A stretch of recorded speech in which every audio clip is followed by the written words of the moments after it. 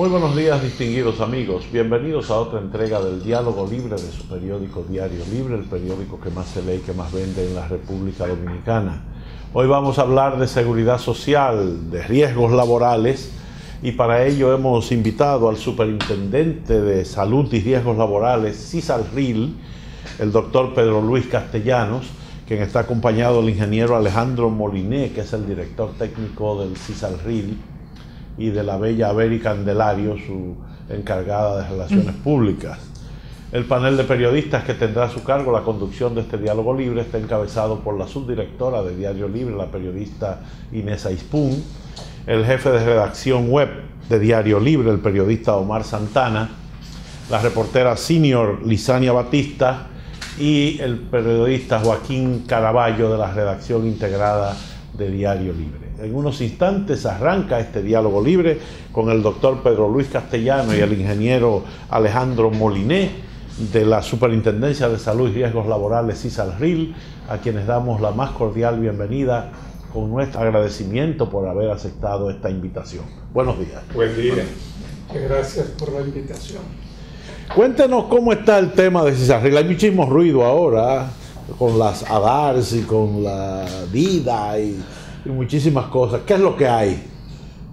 El sistema de aseguramiento en salud del país, que ha tenido un desarrollo importante en los últimos 15, 16 años, tiene muchos intereses legítimos, todos, porque todos fueron creados por la ley y por la tradición que ya se ha establecido dentro del sistema, pero no siempre coincidentes. Y yo creo que lo más importante en esas circunstancias es que todos respetemos el marco legal, reglamentario, y sobre todo que todos tengamos siempre presente que el sistema existe para proteger el derecho a la salud de los afiliados.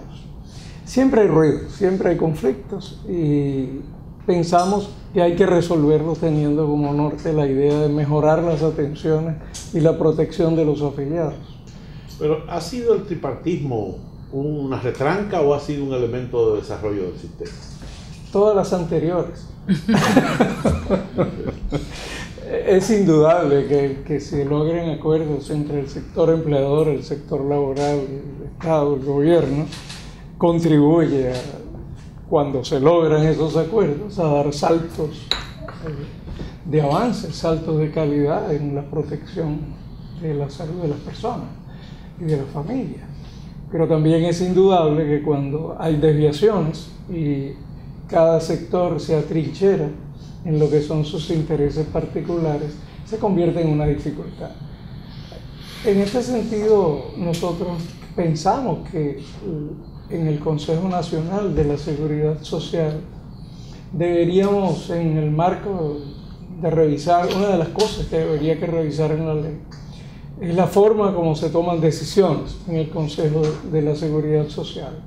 No necesariamente para eliminar el tema del tripartismo, sino para garantizar que no se queden estancadas decisiones que son trascendentes para los afiliados. Hay temas que tienen 10 años, ahí esperando que haya un acuerdo que no se llegue. O hay temas que tienen menos tiempo, pero que al no decidirse perjudican a los afiliados. Y creo que en ese tipo de temas que son de derechos, que tienen que ver con decisiones que van a favor de los afiliados, debería haber otro mecanismo de decisión que no esté apegado a que necesariamente haya un consenso total alrededor de ellos.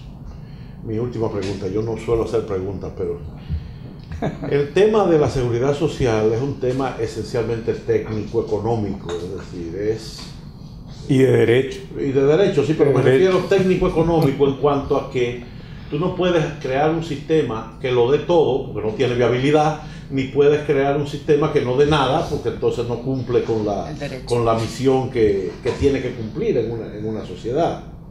Sin embargo, uno ve que la gente, en el país en general, la gente no sabe lo que es un contrato. Y muchas empresas se apoyan en el contrato para decir yo no tengo que cumplir con esa cuestión, y muchos otros alegan, bueno, pero yo estoy enfermo, a mí alguien tiene que cuidarme, y además yo pago un seguro. ¿Dónde es que está el medio ahí? Bueno, en primer lugar, no se puede jugar con la idea de comida para hoy, hambre para mañana. O sea, el sistema tiene que ser sostenible, obviamente. Y como tú bien dices, no hay ningún sistema de seguridad social en el mundo que garantice todas las necesidades de salud y calidad de vida, porque la salud está muy vinculada con calidad de vida de toda la población, todas las necesidades. Lo importante es que el sistema proteja y cubra aquellas cosas que son más importantes y que más repercuten tanto en la situación de salud de las personas y la familia como en el bolsillo familiar.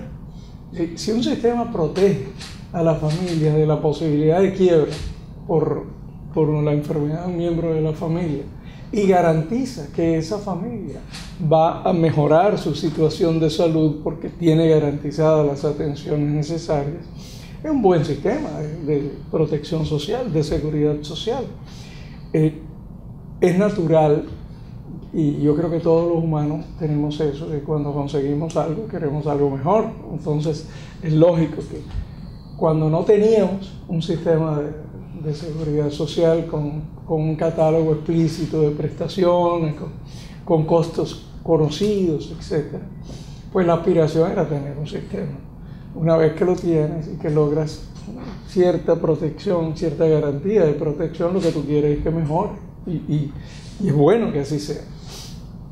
Fíjate que hemos estado reuniéndonos en el último mes con muchos sectores de la sociedad dominicana. Cuando digo muchos, digo diversos sectores empresariales, digo diversos sectores sindicales, organizaciones comunitarias, organizaciones de personas con discapacidad, sectores de clase media, escuchando un poco qué es lo que se valora como positivo del aseguramiento en salud y qué es lo que consideran que debería mejorar y qué consideran que debe mejorar más rápido, más pronto. Una de las cosas importantes que la gente valora como positivo tener un seguro de salud, independientemente de las limitaciones que expresa, pues, lo que quiere que mejore. Lo valora y cree que debe defenderse. Y parte de defenderlo es garantizar su sostenibilidad, sin lugar a dudas. Pero también tiene muchas quejas. Y las quejas básicas de la gente tienen que ver con los cobros no autorizados a la hora de necesitar un servicio. Tienen que ver con lo que consideran que es negación de derechos por parte de algunas administradoras de riesgos. Tienen que ver con el hecho de que no toda la familia forma parte de los afiliados, sino solo el núcleo inmediato. Y en el caso, por ejemplo, del sistema público de salud, bueno, se quejan de que no siempre consiguen lo que van demandando, etc. Pero no obstante todas esas quejas, la población con la que hemos hablado, y son ya miles, en general valora como muy positivo el tener y defender el sistema de aseguramiento de salud. Ahora, lo que no podemos permitir, no deberíamos permitir como sociedad, es que el sistema quede atrapado o secuestrado en conflictos entre intereses particulares. Y eso es lo que hemos estado buscando con todos estos conversatorios, además de escuchar, decirles, este sistema lo construimos entre todos, no solo dos sectores. Este sistema lo construimos entre todo el país, toda la sociedad. Todos somos importantes para mejorarlo. O sea, todos tenemos la necesidad y el compromiso de aportar para mejorar. Hemos encontrado muy buena receptividad y yo creo que eso es muy importante. El sistema no puede quedar secuestrado en conflictos entre intereses particulares. Es la sociedad toda la que tiene que asumir la idea de que el sistema puede seguir mejorando y lo podemos mejorar. Podemos.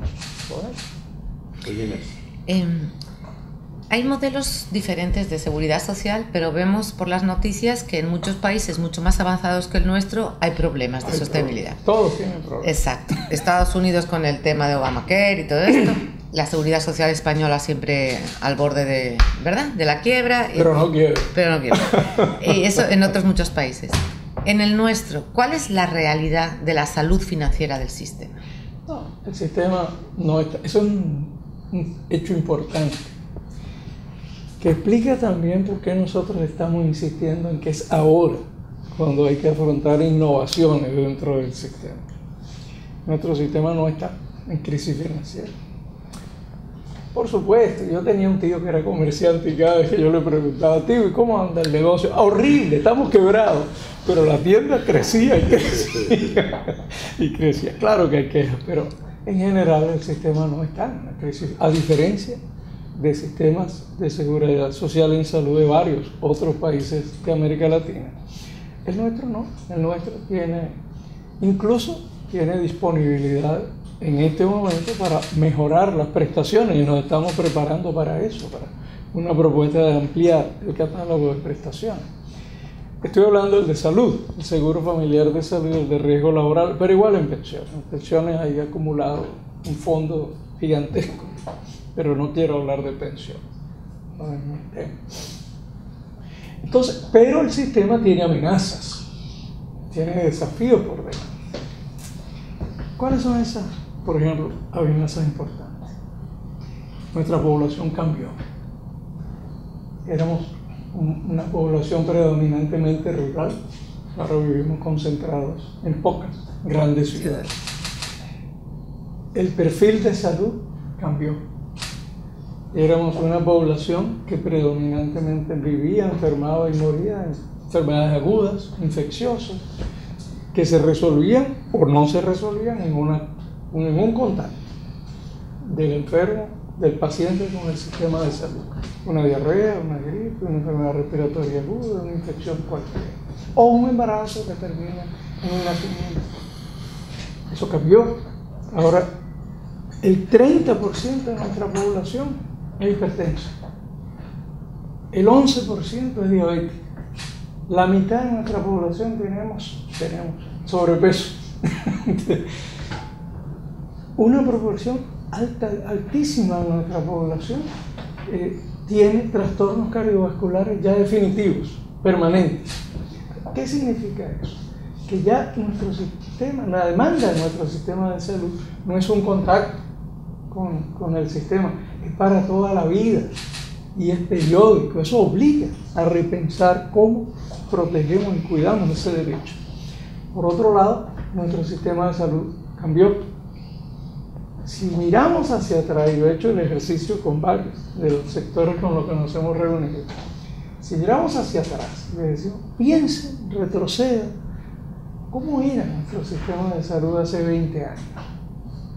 ¿Cuál servicio público de salud usted recuerda? Le digo, ¿y cuál servicio privado usted recuerda? Descríbanlo. Nosotros éramos un país con servicios de salud atrasados, sin desarrollo. Quien podía, tenía una necesidad de un procedimiento relativamente complejo, salía del país. Y el que no podía salir, pues, se quedaba sin hacer. Hoy tenemos servicios tanto públicos como privados. Primero con enormes inversiones que se han hecho y se siguen haciendo, pero además con una disponibilidad y nivel tecnológico que no es ni la sombra de lo que teníamos. Cambió.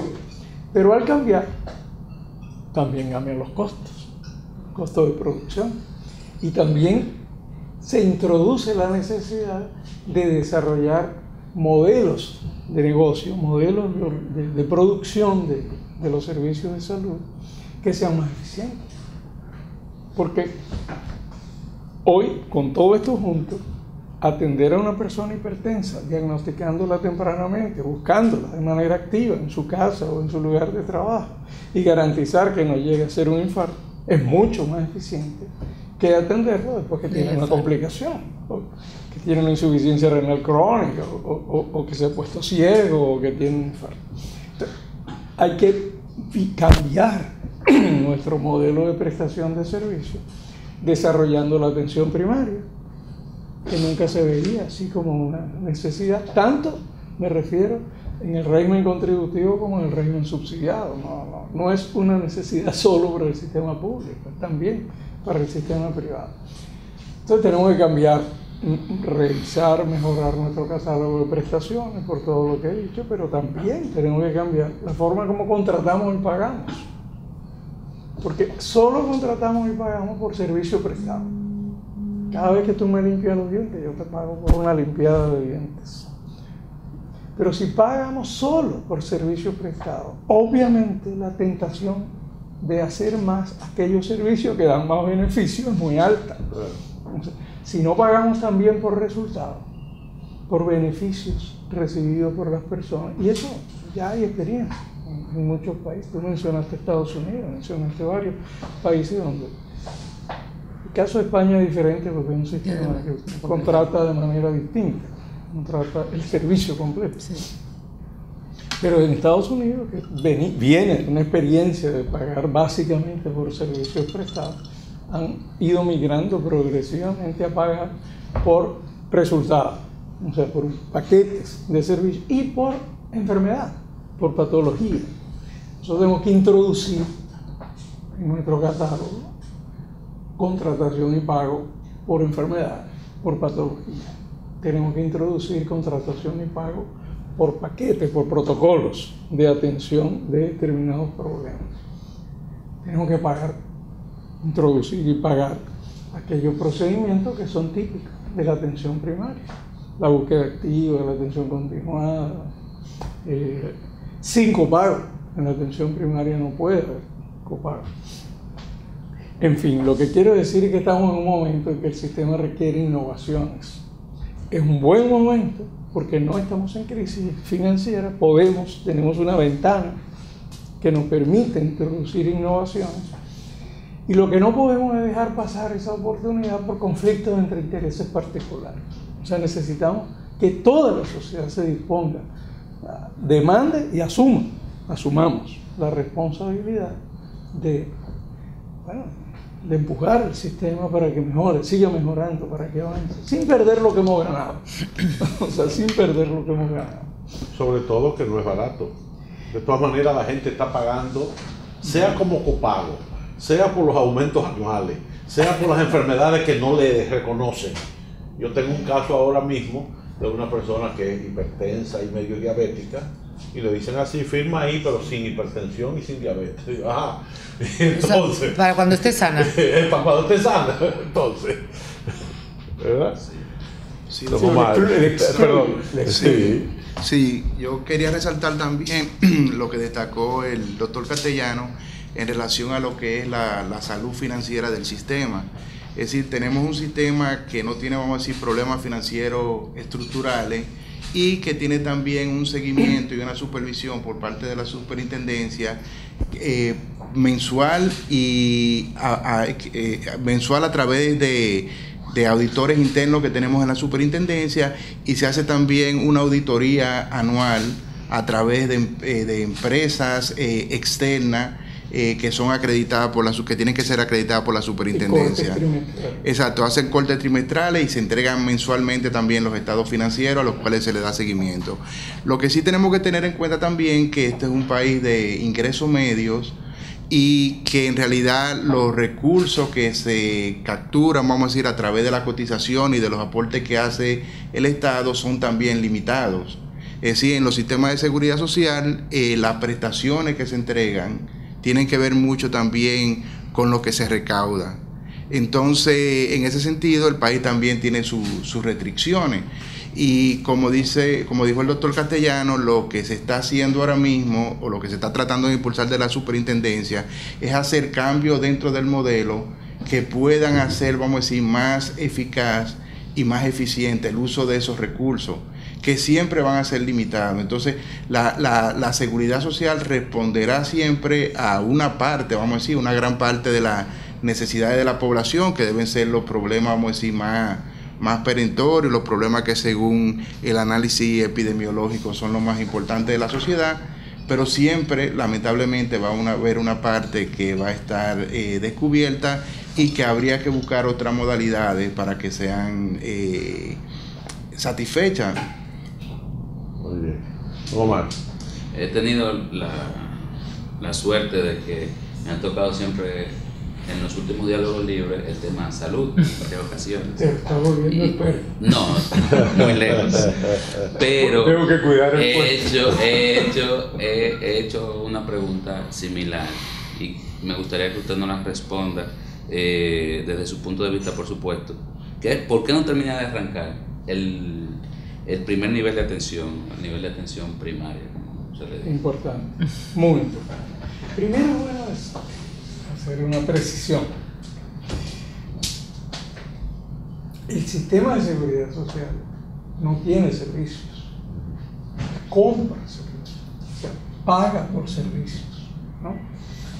Claro, lo que se compra, lo que se paga es un modulador fortísimo de que se desarrolla en la oferta de servicios, porque paga muy mal las prestaciones de atención primaria. En el catálogo actual de prestaciones que tenemos está muy mal representado el pago de aquellas iniciativas, aquellas acciones, aquellas intervenciones que son típicas de la atención primaria, sobre todo aquellas que, dado el perfil epidemiológico actual, tendrían un mayor impacto sobre la salud de la población.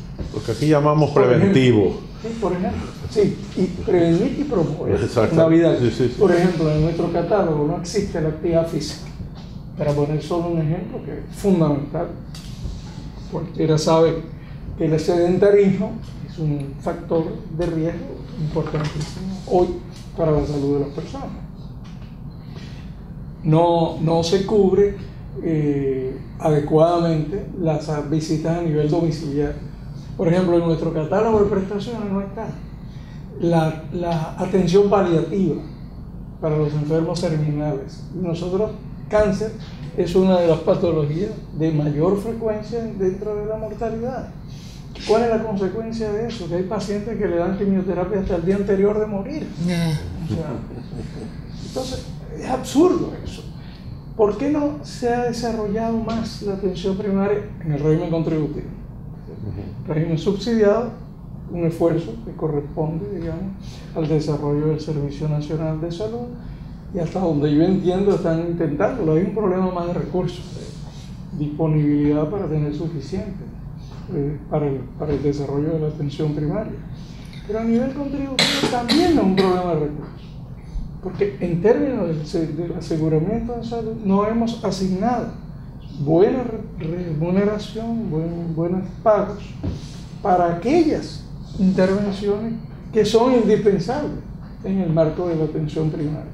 Estamos ahora revisando el catálogo, lo dije antes, y una de las cosas que queremos es justamente eso, introducir mejor, primero explicitar y luego cubrir mejor en términos de pago aquellas intervenciones que son típicas de la atención primaria y que tienen un mayor impacto sobre la población, sobre la salud de la población.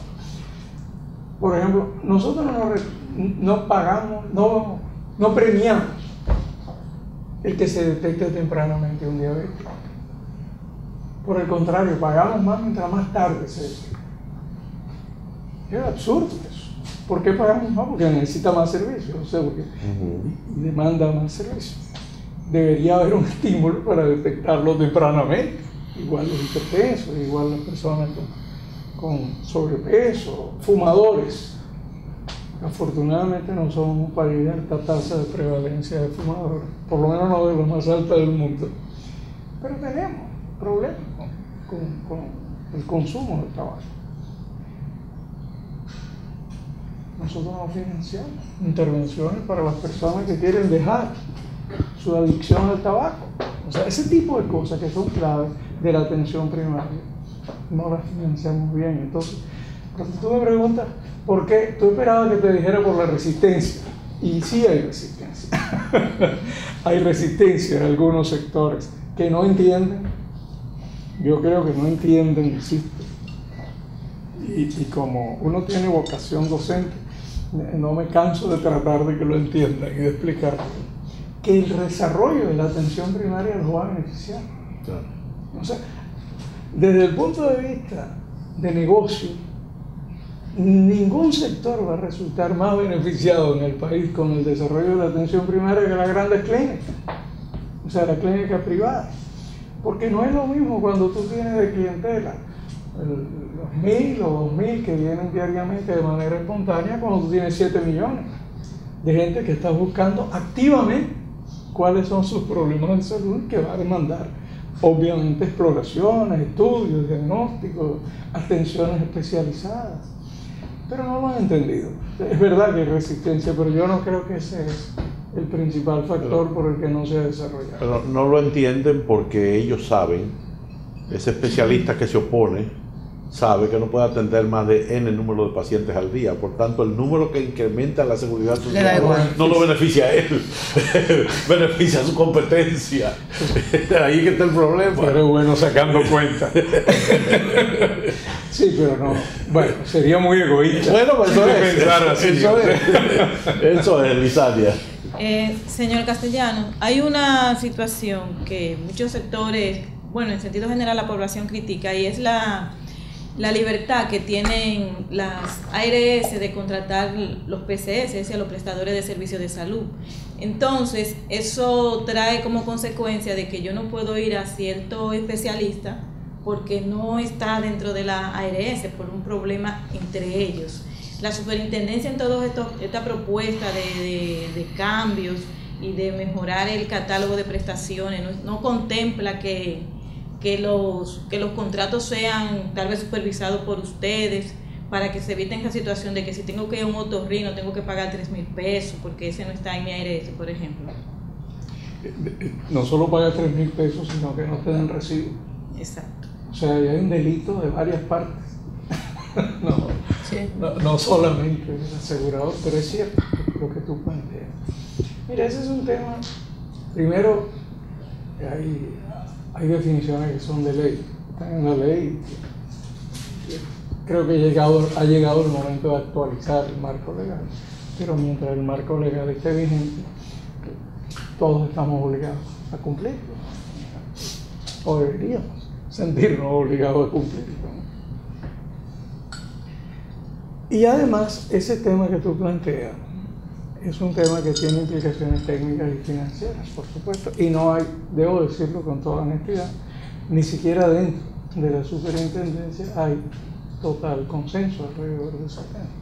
Pero mi opinión, si la ley me permitiera, la ley no me lo permite, yo creo que todo profesional de la salud debería ser parte del sistema de seguridad social. Y lo creo porque creo que es un derecho de los afiliados el escoger, claro, de acuerdo a las reglas que el sistema establezca, o sea, de acuerdo a las limitaciones, las reglas que se establezcan. Debería todos los profesionales de la salud ser parte del sistema. Eso tiene un costo, evidentemente, aunque hay discusiones técnicas.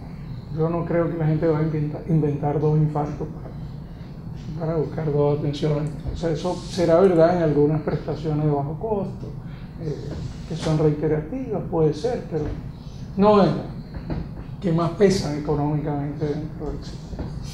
Pero esa es mi opinión personal. Yo estoy de acuerdo con que deberían contratarse a todos los profesionales para ser parte del sistema. Hay personas que, y respeto su argumento. Además, reconozco que la ley no establece una obligación de ese tipo y establece una restricción en términos de que cada ARS tiene que garantizar a sus afiliados una red de prestadores contratados. Yo personalmente pienso que eso es una restricción, un derecho de los afiliados. Claro, repito, de acuerdo a las reglas. Yo creo que hay que desarrollar la atención primaria, creo que hay que definir las reglas de acceso también para determinado tipo de especialidades. Fíjate, un ejemplo de eso que mencionaste especialmente. Es que nosotros venimos de un país desordenado, que poco a poco se va ordenando, pero que todavía tiene muchas cosas para resolver. ¿Sabes que en este país no existe una clasificación de cuáles son las especialidades médicas? Nosotros que estuvimos trabajando la posibilidad de establecer un registro único de los profesionales de salud contratados, precisamente para ir en esa dirección que tú señalabas, nos encontramos con que ni el Ministerio de Educación Superior, ni las universidades, ni el Colegio Médico tienen una clasificación de las especialidades. En muchos países hay una clasificación que dice especialista de primer nivel de especialidad, las 4 especialidades básicas. Algunos tienen más de 4. Muchos son 4: pediatría, medicina interna, ginecobstetricia y cirugía. Y todo lo demás son subespecialidades. Subespecialidades. Entonces, es fácil de ordenar. ¿Cuándo tú necesitas un subespecialista de este tipo? Bueno, cuando el especialista no te lo pudo resolver, o cuando el médico general no te lo pudo resolver. Pero como no tenemos eso, entonces tú tienes su especialista ultra especializado, porque tenemos profesionales de la salud con muy alto nivel de capacitación, resolviendo problemas que se pueden resolver por un médico como general. dice un amigo mío, poniendo inyecciones. Con una pomada. Es un desorden que hay que ordenar. Hay que ordenarlo progresivamente. Las cosas no se pueden siempre resolver de un solo golpe, por lo menos no en nuestro país. No, el mundo no se hizo en un día. Así es, Roma no se construyó. Sí, yo pienso también que otro elemento importante en este tema es que hay muchos especialistas, sobre todo de esos ultra especialistas, que no les interesa trabajar con la seguridad social. Eso no sucede solamente en este país, sino también en otros sistemas.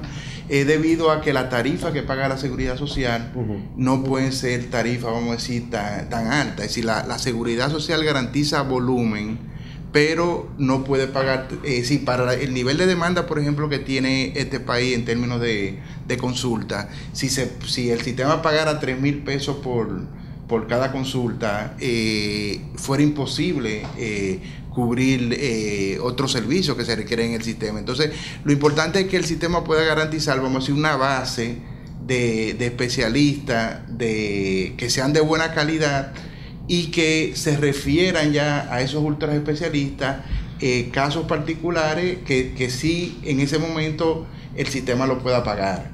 Es decir, pero que gran parte de los servicios, exacto, que se justifique, y precisamente como bajaría la frecuencia, el sistema sí podría pagar ya los honorarios que requieren esos ultra especialistas.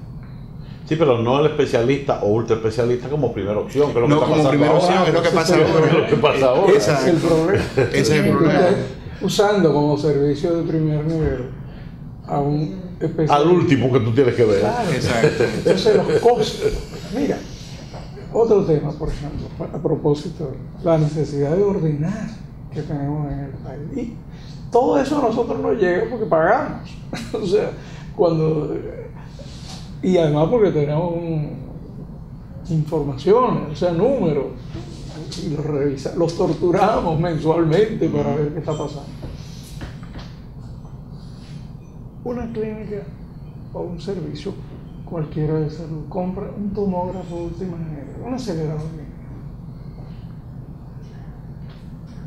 Pero 2 cuadras más allá hay otra que hizo lo mismo. Y 3 cuadras más allá hay otra que hizo lo mismo, porque están compitiendo entre ellos. Estamos hablando de muchos millones de dólares. A los 4 años son obsoletos. La misma compra que volver a hacer. Por lo tanto, tienen que amortizarlo en esos 4 años para poderlo renovar al 5.º año. ¿Quién lo paga? ¿Qué sistema de seguridad social soporta eso? En un mercado chiquito, como somos nosotros, somos 10 millones de habitantes. Tienen que establecerse reglas. Muchos países tienen reglas. Dicen, no, espérese, usted va a incorporar esta tecnología, usted tiene que demostrar que tiene un mercado insatisfecho para eso y lo va a poder amortizar en un tiempo determinado, y por lo tanto no le va a transferir ese costo a los pacientes que no lo pueden pagar, o al sistema de seguridad social que no está en condiciones de pagarlo porque no lo necesita. El otro tema con eso es, mira, tenemos cientos de clínicas privadas en el país, pequeñas, que se quejan mucho y con razón de que están en una situación económica precaria. Y tienen razón.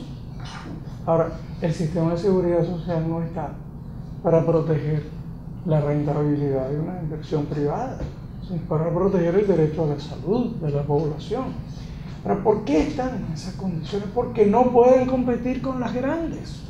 Simplemente, si yo tengo un seguro, y el seguro me da derecho a ir aquí, pero también a ir aquí, y yo creo que este me da un mejor servicio, yo voy a ir a este. Yo voy a ir a este. No es por el sistema de seguridad social, es por su modelo de negocio. ¿Qué les hemos dicho a ellos? Conviértanse en establecimientos de atención primaria, que es un mercado insatisfecho, y van a ser rentables.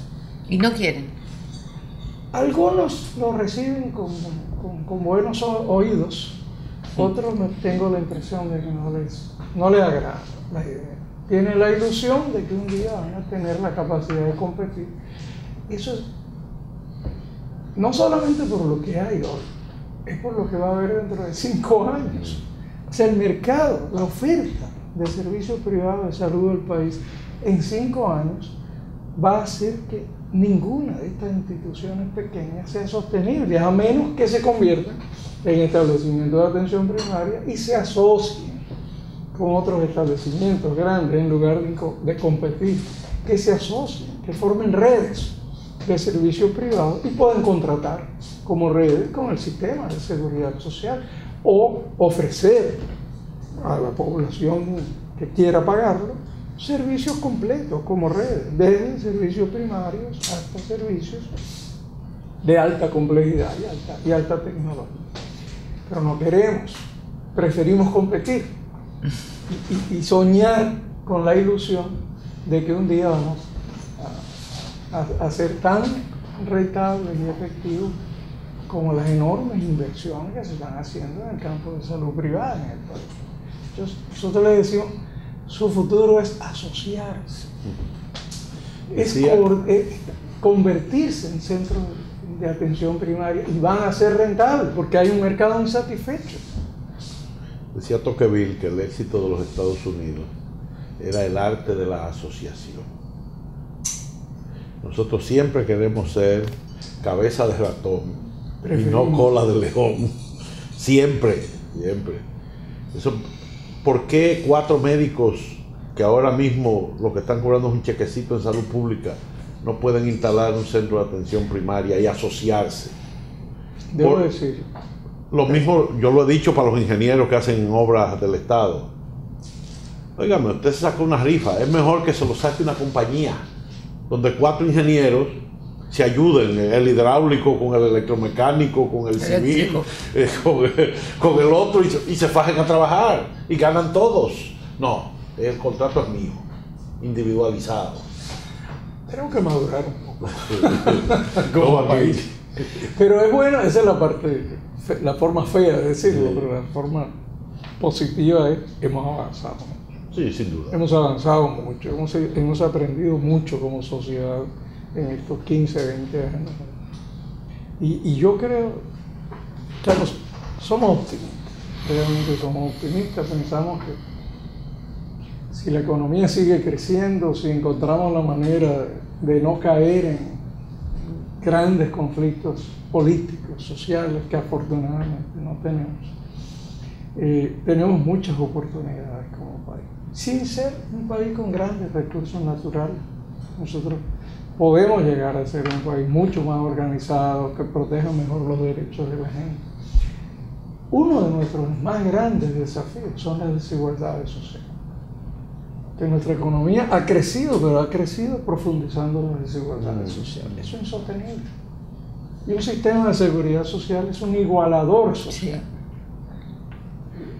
El aseguramiento social en salud es un nivelador social. Es una forma de decirle a la población, independientemente de lo que tú ganas, tú tienes por lo menos los mismos derechos básicos satisfechos. Si encima de esos derechos básicos tú quieres tener otras cosas, está bien. Si quieres y puedes, págalos.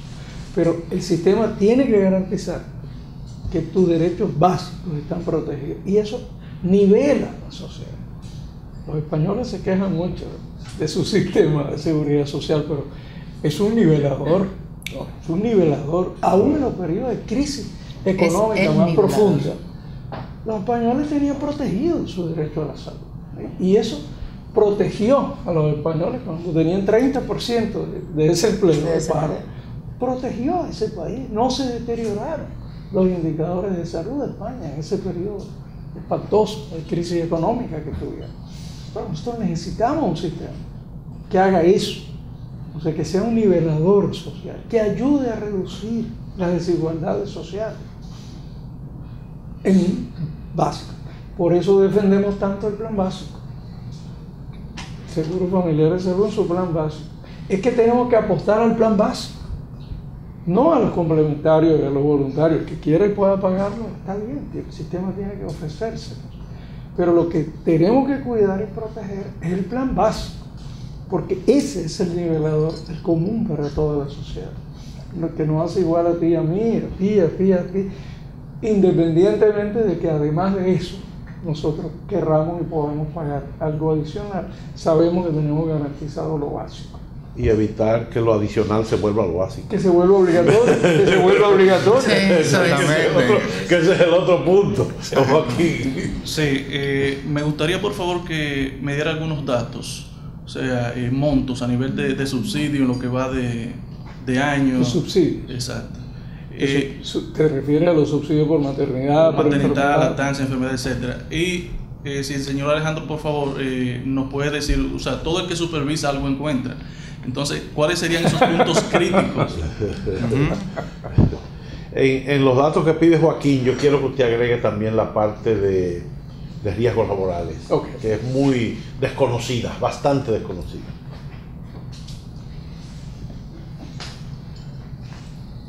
Bueno, en primer lugar, déjame empezar por el total. Nosotros tenemos ya, a fines de mayo, las cifras de 30 de mayo de este año, teníamos 7.122.706.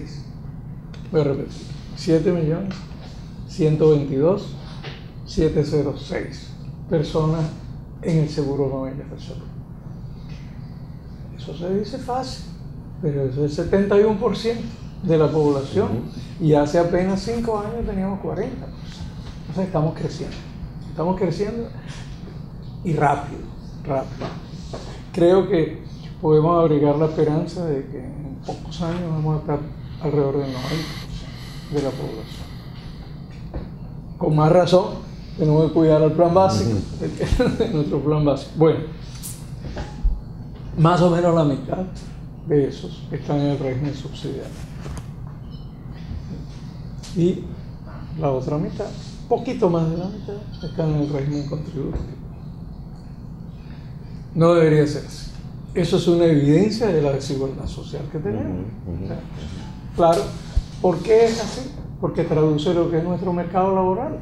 O sea, la deficiencia de nuestro mercado laboral. La informalidad. Tú me preguntaste por los subsidios, pero antes te quiero decir otra cifra importante. No, el sistema paga, por ejemplo, en el 2016, para tener un año completo, por atenciones de salud, 40.000 millones de pesos. O sea, es un negocio de $1.000 millones. Eso es mucho dinero. 40.000 millones de pesos. Yo creo que el país merece, por ese esfuerzo, que todos logremos que mejore la satisfacción y la calidad de lo que la población recibe. No es suficiente, no crean. Aún así, estamos por debajo de lo que muchos otros países ponen en términos de per cápita para salud, pero es muchísimo más de lo que poníamos hace 10 años. O sea, muchísimo. Bueno, los subsidios que tú preguntaste, tenemos 3 subsidios. El subsidio por maternidad y lactancia, el subsidio por enfermedad común. El subsidio por maternidad es para todos los, o sea, protege a todos los trabajadores que están en el régimen contributivo. En realidad protege al empleador, pero, pero protege al afiliado, porque en la medida que se le da ese subsidio al empleador, pues el empleador se ve menos tentado a presionar a sus trabajadores alrededor del tema de la maternidad. Recientemente, no creo que tengo las cifras, pero yo puedo comprometerme a mandártela en 10 minutos apenas llegue a la oficina, la cifra de lo que hemos pagado el 2016 por concepto de subsidio de maternidad. Pero sí puedo decirte, porque lo traje y pensé que iba a hacer la pregunta. Recientemente entró en vigencia un convenio de la OIT que amplió la licencia por maternidad por más o menos 2 semanas adicionales. Eso, por supuesto, creó un estrés para el sector empleador, que rebotó en un estrés para el sistema de seguridad social, que tiene que cubrir el subsidio por ese periodo.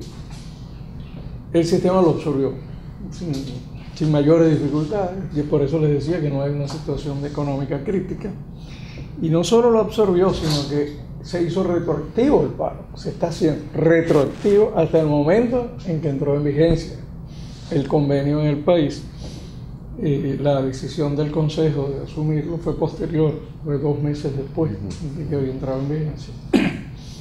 Y en este momento ya 3.485 casos de señoras, madres, que tenían derecho a ese subsidio ampliado,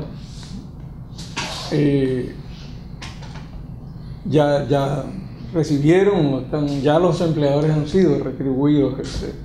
Son 1.681 empleados que ya han recibido. De hecho, el último pago retroactivo se hizo ayer. Se autorizó a la tesorería para que lo hiciera. Yo me voy a quedar debiéndote la cifra de cuánto hemos pagado por cada uno de los subsidios en el 2016. Por favor. Sí. Tenemos la información en nuestro portal web. Hay dos espacios. Tenemos el portal web abierto y también tenemos la oficina virtual. En el portal web abierto pueden encontrar toda la información de afiliación por edad y por género. Pueden encontrar también la información de riesgos laborales y del seguro familiar de salud, quienes son titulares, dependientes adicionales en términos de afiliación. Tenemos la información actualizada sobre también el desempeño de las ARS, estado de situación, y en el estado de situación también se explican los ítems que tratan, qué son cada cosa de las que se mencionan en ese estado de situación. Pero también tenemos a través de la oficina virtual toda la información por ARS. En la parte abierta tenemos la información en sentido general, en el conjunto de las ARS, y adentro en la oficina virtual, que se puede registrar con un correo personal para todo el público, puede tener acceso, que también es un buen espacio para los usuarios, queremos decirlo por aquí, invitarlos a que se puedan integrar, a suscribir a nuestra oficina virtual, porque ahí también tienen servicios. Pueden darle seguimiento a los casos que someten, tanto de subsidios como de afiliación, traspaso de afiliación y eso. Y también hay mucha información, las redes de prestadores de servicios de salud. Pueden hacer una consulta directa sobre las prestaciones del plan de servicio de salud por procedimiento. O sea, pueden entrar y decir cirugía de corazón, ¿qué cubre? ¿Qué me cubre? ¿Qué me incluye? Toda esa a través de la oficina virtual. Pero si ahora mismo entras en el portal web de la institución, ahí encontrarás disponible toda la información de subsidio actualizada, tanto montos pagados como cantidad de personas beneficiadas. También están las informaciones sobre empresas cotizantes, la cantidad de empresas cotizantes, cantidad de trabajadores en la parte de riesgos laborales y lo asociado, así que les invitamos a visitar nuestro portal web, tanto ustedes como el público que puede estar viendo. Muy bien, pero hagamos un favor mayor. Sí. Entonces los empleadores... No, llámate Fausto y dile a ver si puede enviarme. Sí. No. Es que están firmando. Disculpe, los empleadores no han sufrido el incremento. No, porque lo asume el subsidio. El otro es el de lactancia y el de... Después digo lo del seguro de riesgo laboral. Estoy de acuerdo contigo que es muy importante. De lactancia y el de enfermedad común. De lactancia sí es un subsidio directo que va a la persona afiliada, pero cubre solo de 3 salarios, aquellos afiliados cuyo salario es de 3 salarios básicos hacia abajo. Pero eso es como el 80% de los afiliados. Sí, doctor. Sí, en relación a la pregunta de cuáles son los hallazgos, vamos a decir, más frecuentes que encontramos en la auditoría financiera, bueno, uno que es significativo, pero ha venido decreciendo con el tiempo, es que se registran a veces gastos que son más de carácter administrativo, como si fuesen gastos de salud. Pues voy a poner un ejemplo. Por ejemplo, se hace una toma de glucosa o toma de presión en un centro comercial, que es, por ejemplo, una actividad que desde el punto de vista de salud es importante porque les informa a las personas si son diabéticos, si son hipertensos, pero en realidad no es un gasto que va dirigido exclusivamente a los afiliados, por ejemplo, de esa ARS. Entonces, en el caso de cuando aparecen situaciones como esa, eso que es un gasto más que de, vamos a decir, de promoción de la salud, es una especie de promoción comercial, ese gasto tiene que registrarse como si fuese un gasto administrativo. Por ejemplo, se hace un maratón en el Mirador y una ARS manda una ambulancia. Evidentemente eso no es un gasto directo para sus afiliados, entonces cada vez que se encuentra un gasto así, se tiene que reclasificar como gasto administrativo. Eso ha ido también disminuyendo bastante en el tiempo.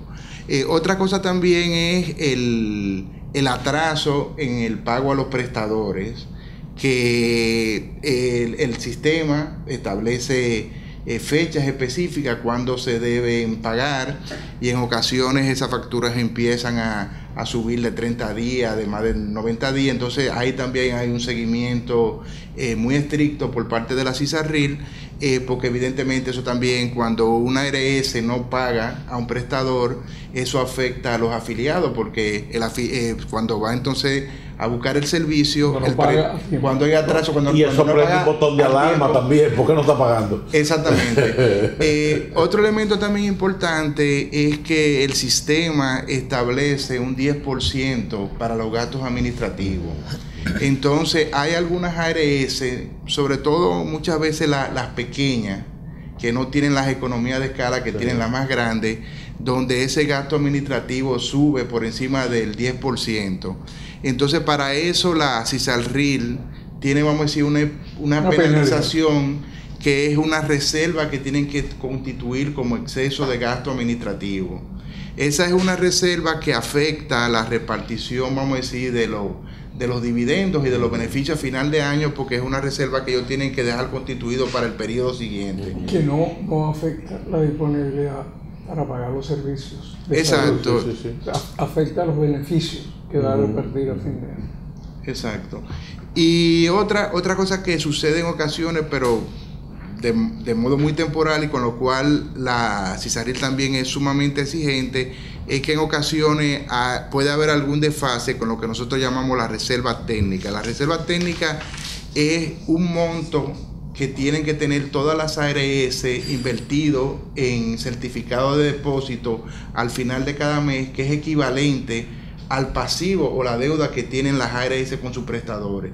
En ocasiones, por ejemplo, si hay alguna variación, vamos a decir negativa, que esa reserva baja con relación a las deudas que tienen, inmediatamente ahí tiene que haber una intervención de la CISARRIL. Vamos a decir, y eso tiene normas específicas.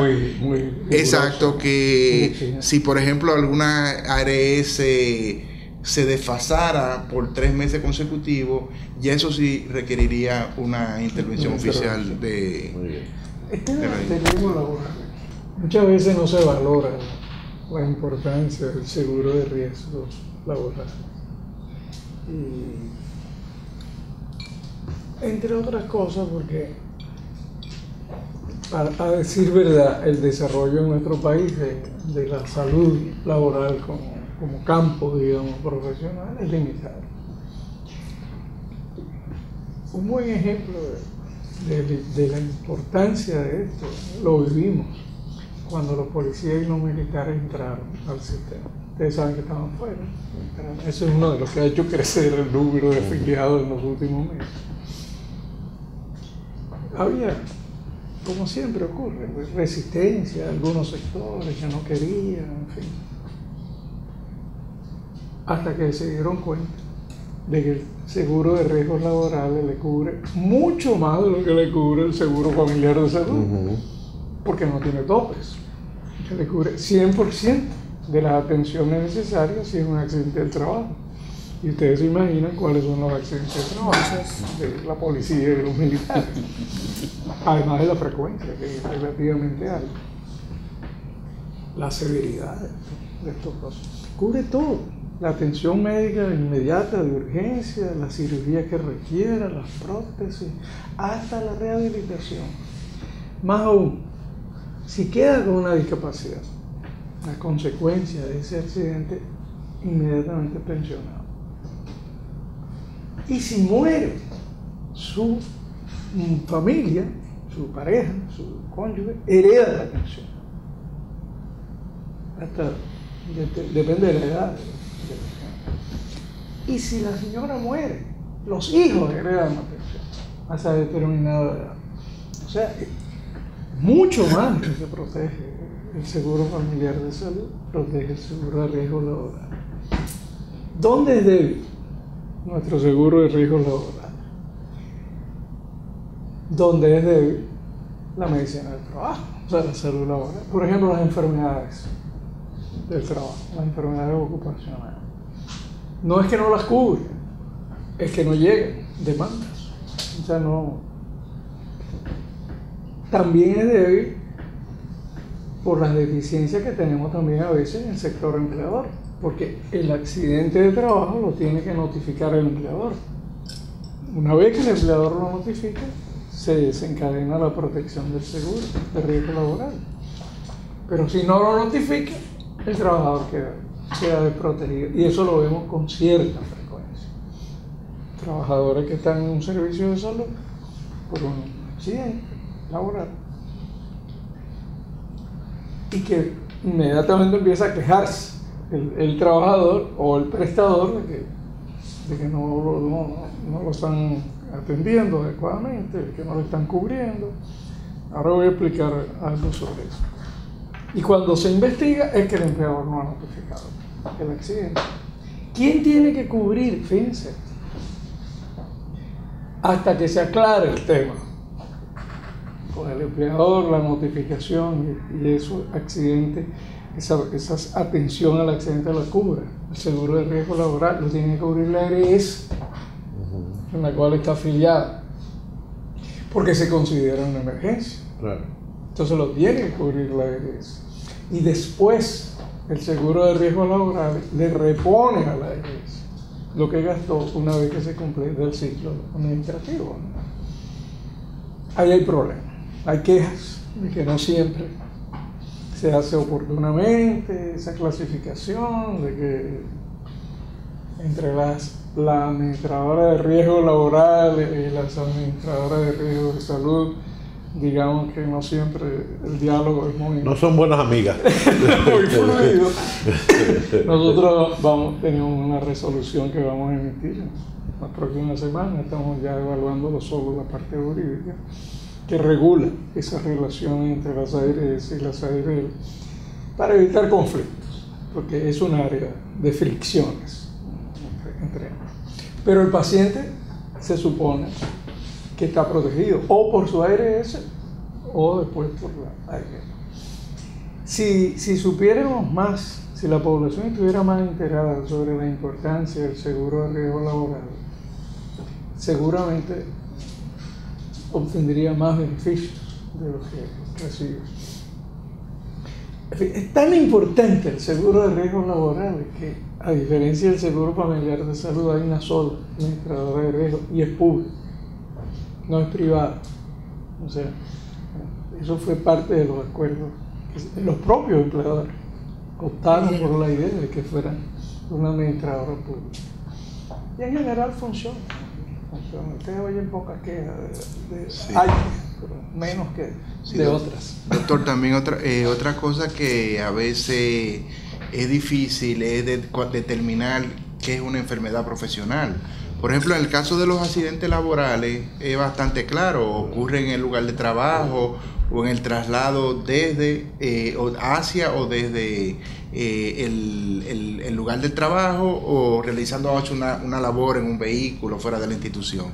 Pero en el caso de las enfermedades profesionales, por ejemplo, a veces es difícil de su calificación, porque por ejemplo quizá un daño visual que sufre una persona puede estar ocasionado por factores, por ejemplo, genéticos, por el lugar de trabajo. Entonces, ahí hay un área que a veces es de conflicto porque un problema, por ejemplo, lumbar que tenga una persona en la columna vertebral, decir si fue ocasionado en el trabajo, fue ocasionado quizá por malos hábitos en el hogar. Entonces, también... O si fue jugando pelota el sábado, que se lesionó la espalda. Exacto. Ahora, muchas de estas cosas tienen que ver con el poco desarrollo de la medicina del trabajo. Claro, porque muchas de estas cosas tienen reglas internacionales y protocolos que están resueltos en otros países. Exacto. Entonces, entre nosotros, la falta de suficientes profesionales bien capacitados genera este tipo de dificultades. Muy bien. Pues muchísimas gracias al doctor Pedro Luis Castellano, superintendente de Salud y Riesgos Laborales, y al ingeniero Alejandro Moliné, director técnico de la CISALRIL, por su participación en este diálogo. A todos ustedes, muchísimas gracias por la atención prestada y hasta un próximo Diálogo Libre. Buenos días.